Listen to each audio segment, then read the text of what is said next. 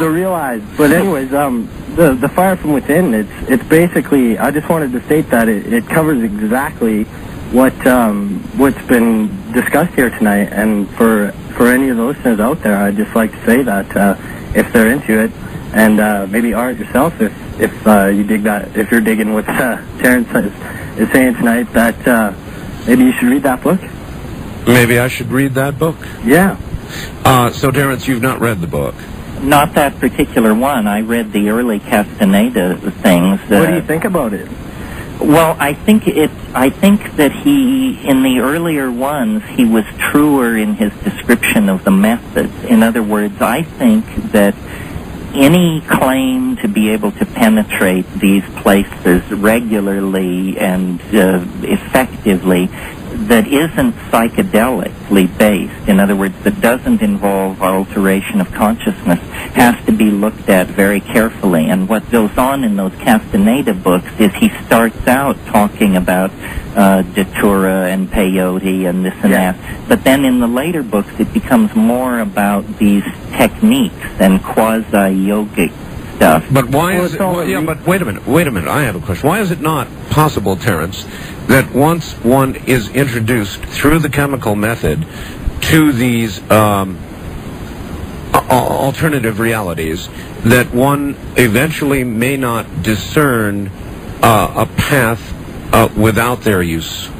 Well, in principle, it's possible. It's just simply in a lifetime of looking into this, I've never seen it in a convincing form. And a point that needs to be made here is a psychedelic experience is not like meditation. It's not like anything else. Meditation is pretty, nobody goes to the ashram in the morning with their knees beating together in terror over what's about to overcome them. On the other hand, DMT test pilots are dry-mouthed and white-knuckled.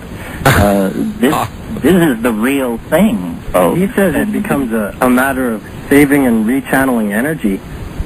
Well, if you can do it without the plant ally, I take my hat off to you. If I found it happening to me, not in the presence of the ally, I would be extremely agitated and upset. I don't want to be able to achieve these states on the natch. They're too titanically alien and strange. Oh, that's interesting. That's interesting. In other words, you are suggesting that that you are very, very comfortable with the chemical avenue because to have it otherwise would be so disconcerting as to possibly. I'm not sure, Terence, but it may bother me that I understand you so well.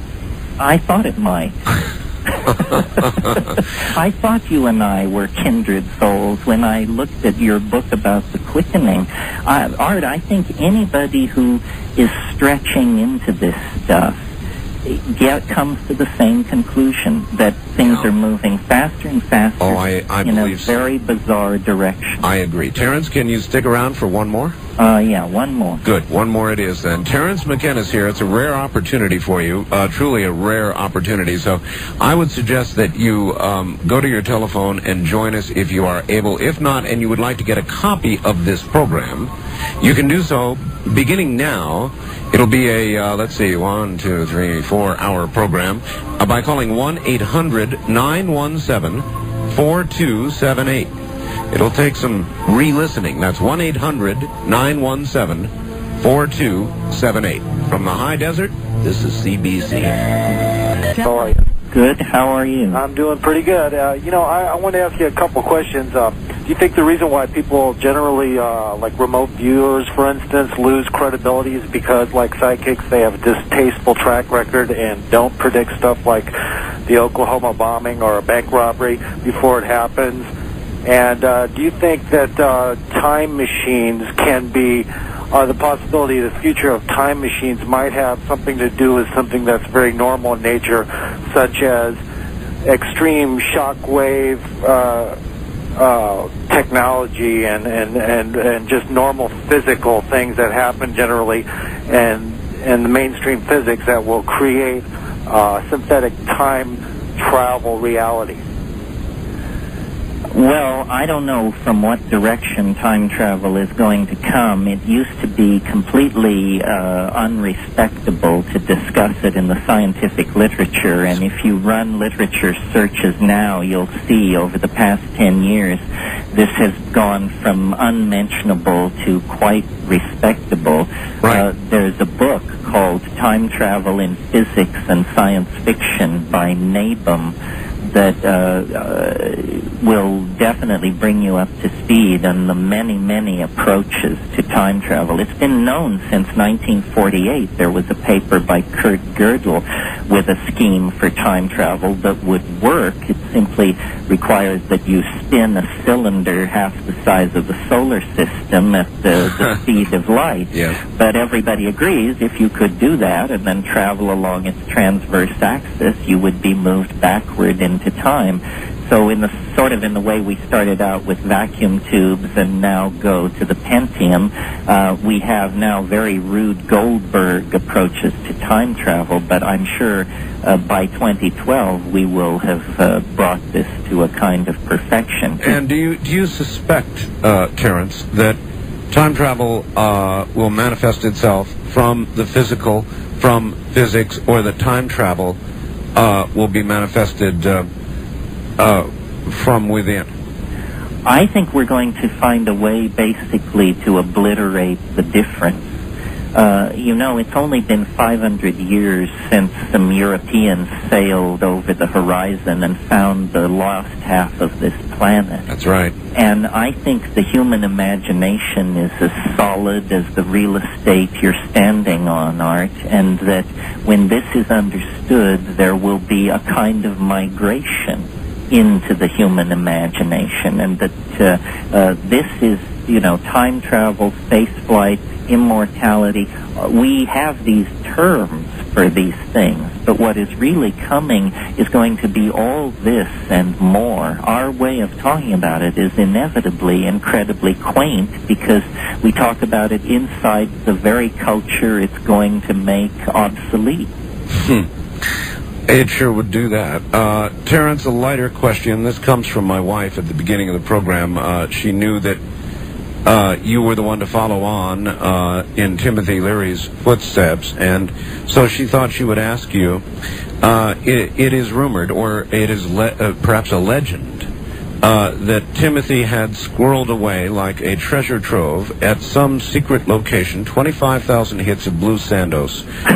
Where is it? Do you know where it is?